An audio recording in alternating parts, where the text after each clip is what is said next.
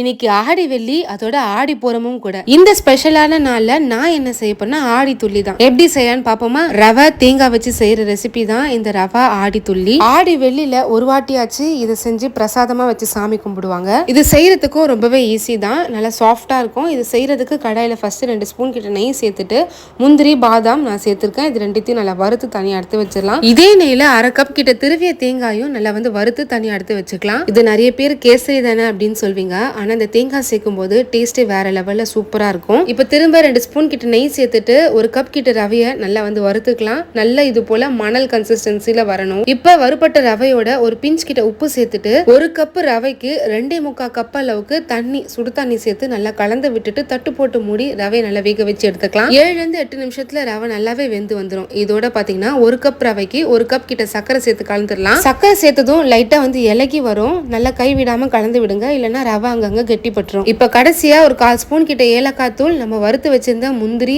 பாதாம் தேங்காய் இதெல்லாம் சேர்த்து கலந்துடலாம். தேவைப்பட்டா நெய் சேர்த்துக்கோங்க. அவ்வளவுதான், சூப்பரான ரவா துள்ளி ரெடி. நல்லா தளன்னு சூப்பர் சாஃப்டா இருக்கும். ஸோ நீங்களும் இந்த ரவா துள்ளி ஒரு முறையாச்சும் ட்ரை பண்ணி பார்த்துட்டு எப்படின்னு சொல்லுங்க.